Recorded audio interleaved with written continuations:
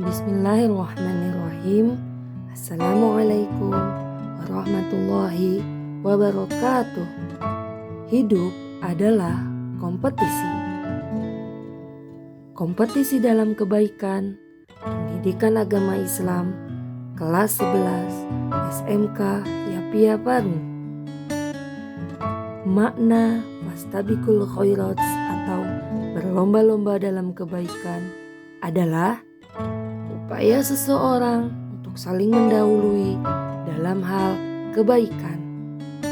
Jadi, barang siapa yang selalu semangat menjadi yang terdepan dari yang lainnya dengan berusaha yang baik, maka itu dinamakan fastabiqul khairats.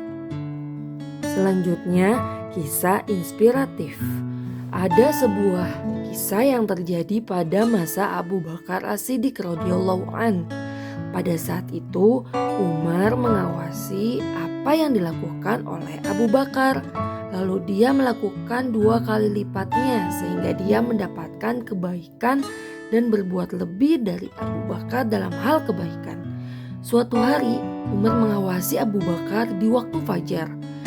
Sesuatu telah menarik perhatian Umar. Saat itu Abu Bakar pergi ke pinggiran kota Madinah setelah sholat subuh. Abu Bakar mendatangi sebuah gubuk kecil beberapa saat. Lalu dia pulang kembali ke rumahnya. Umar tidak mengetahui apa yang ada di dalam gubuk itu dan apa yang dilakukan oleh Abu Bakar di sana. Umar mengetahui segala kebaikan yang dilakukan Abu Bakar kecuali rahasia urusan gubuk tersebut. Hari-hari terus berjalan. Abu Bakar tetap mengunjungi gubuk kecil di pinggiran kota itu. Umar masih belum mengetahui apa yang dilakukan Abu Bakar di sana. Sampai akhirnya Umar memutuskan untuk masuk ke dalam gubuk itu sesaat setelah Abu Bakar meninggalkannya. Umar ingin melihat apa yang ada di dalam gubuk itu dengan mata kepalanya sendiri. Dia ingin mengetahui apa yang dilakukan oleh sahabatnya di sana. Manakala Umar masuk ke dalam gubuk itu, Umar mendapatkan seorang nenek tua yang lemah tanpa bisa bergerak. Nenek itu juga buta kedua matanya. Tidak ada suatu pun di dalam gubuk kecil itu. Umar tercengang dengan apa yang dilihatnya. Dia ingin mengetahui ada hubungan apa nenek tua itu dengan Abu Bakar radhiyallahu an. Umar bertanya kepada nenek tersebut, "Apa yang dilakukan laki-laki itu di sini, Nek?" Nenek menjawab, "Demi Allah, aku tidak mengetahui, wahai anakku. Setiap pagi dia datang, membersihkan rumahku ini dan menyapunya.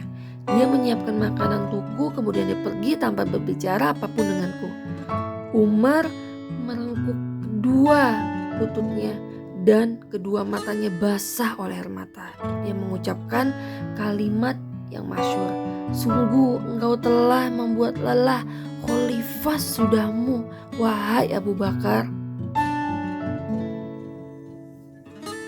Umar bin Khattab melombai dalam kebaikan terhadap Abu Bakar As-Siddiq.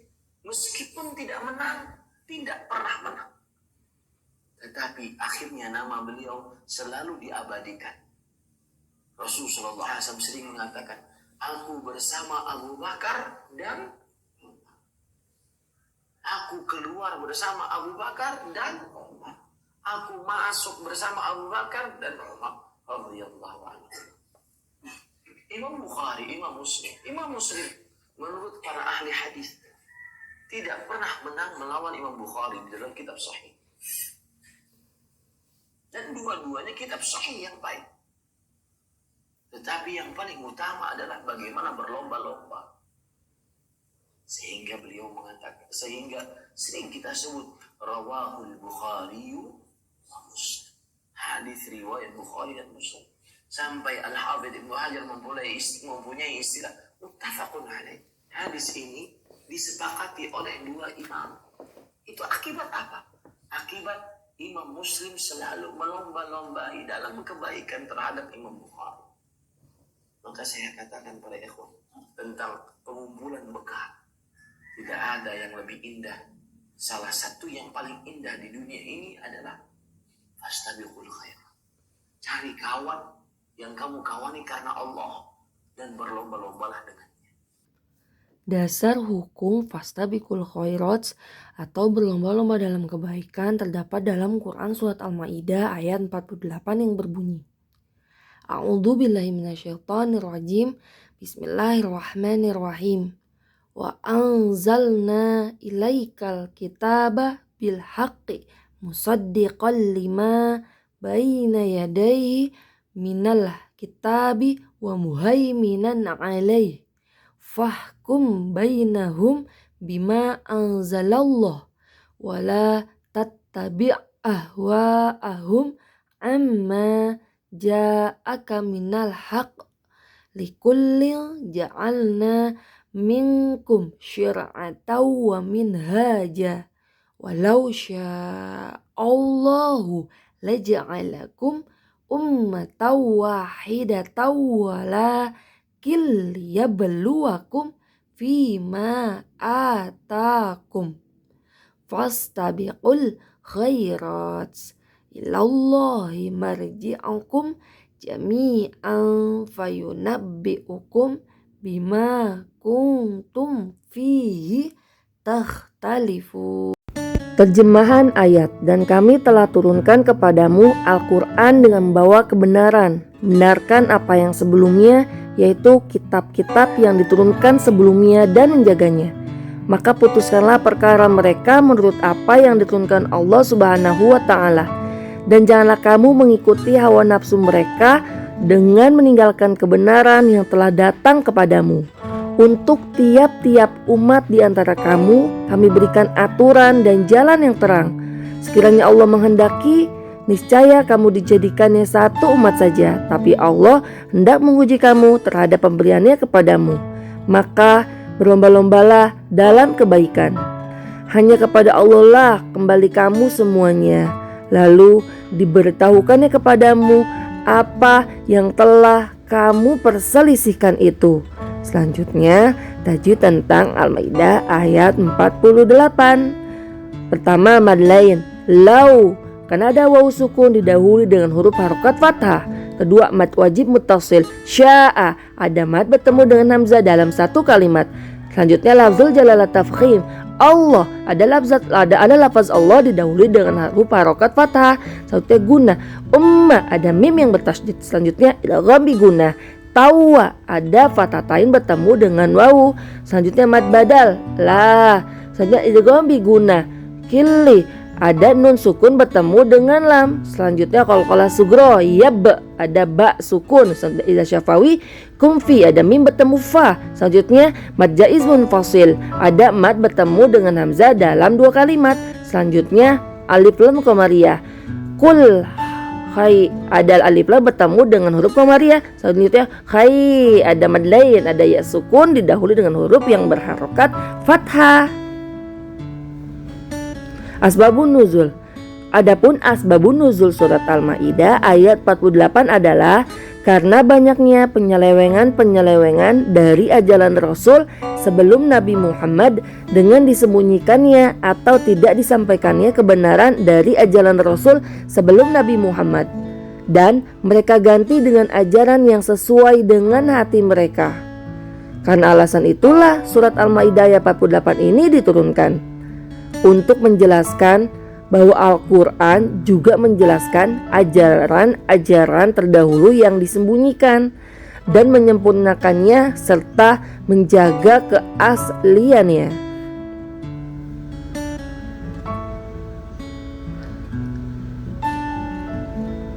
Nah, yang berikutnya setelah penjelasan tentang asbabun nuzul adalah akan dijelaskan isi kandungan Quran Surat Al-Maidah ayat 48.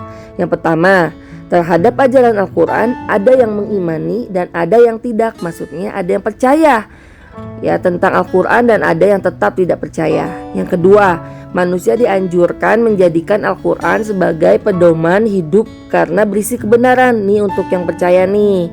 Yang ketiga, larangan mengikuti hawa nafsu meninggalkan kebenaran. Yang keempat, manusia dianjurkan untuk senantiasa berlomba-lomba dalam kebaikan. Yang kelima, semua manusia akan kembali kepada Allah Subhanahu wa Ta'ala. dan mendapatkan balasan sesuai dengan apa yang diperbuat semasa hidupnya. Nah, setelah penjelasan tentang isi kandungan Quran Surat Al-Ma'idah ayat 48 akan juga disebutkan atau dibahas tentang hadis ya, dasar hukum yang kedua setelah Quran. Bismillahirrahmanirrahim. An Abi Dzar radhiyallahu anhu anna nasan min ashabin Nabi sallallahu alaihi wasallam qalu lin Nabi, ya Rasulullah, dhahaba ahlu dhusur bil ujur, yusalluna kama nusalli wa yasumuna kama nasumu wa yatasaddaquna bil fudul amwalihim. Qala awalaysa qad ja'ala Allah lakum ma tasaddaqun, inna bi kulli tasbihatin shadaqatan wa kulli takbiratin shadaqatan wa kulli tahmidatin shadaqatan wa kulli tahlilatin shadaqatan wa amrun bi ma'ruf shadaqatun wa nahyun an munkarin shadaqatan wa finas nudai ahadikum shadaqatun. Qalu ya Rasulullah, ayati ahaduna syahwatah wa yakunu lahu fiha ajrun. Qala ara'aitum law wada'aha fi haramin akana 'alaiha fiha wizrun fakadzalika law wada'aha fil halali kana lahu ajrun. Artinya dari Abu Dzar radhiyallahu anhu bahwasanya sekelompok orang dari sahabat berkata kepada Nabi sallallahu alaihi wasallam, orang-orang kaya pergi mendapatkan pahala. Mereka sholat sebagaimana kami sholat, mereka puasa sebagaimana kami puasa, namun mereka bersedekah dengan kelebihan harta mereka. Rasulullah bersabda, bukankah Allah telah menjadikan bagi kalian apa bisa kalian sedekahkan? Sungguhnya satu tasbih adalah sedekah, setiap takbir adalah sedekah, setiap tahmid adalah sedekah, setiap tahlil adalah sedekah, amar ma'ruf adalah sedekah, nahi munkar adalah sedekah. Dan apa hubungannya dengan istri kalian adalah sedekah? Mereka bertanya, ya, mendapatkan pahala. Beliau bersabda, apa menurut kalian kalau dia meletakkannya pada yang haram, bukankah baginya dosa? Demikian pula juga diletakkan pada yang halal, maka padanya ada pahala. Hadis riwayat Bukhari Muslim. Selanjutnya yang dibahas adalah manfaat tasbih fastabiqul khairat. Amalan fastabiqul khairat atau berlomba-lomba dalam kebaikan membawa manfaat bagi orang yang menjalankannya. Apa saja manfaatnya? Yang pertama, waktu tidak terbuang sia-sia. Jadi semuanya bermanfaat ya. Tidak bengong, tidak menghayal atau hal-hal yang tidak ada manfaatnya, itu tidak ada. Tapi semuanya waktunya itu akan terpakai dengan baik. Yang kedua, energi tersalurkan kegiatan-kegiatan yang positif. Nah, tidak ada lagi nih yang negatif-negatif yang dikerjakan. Yang ketiga, selamat dari godaan setan.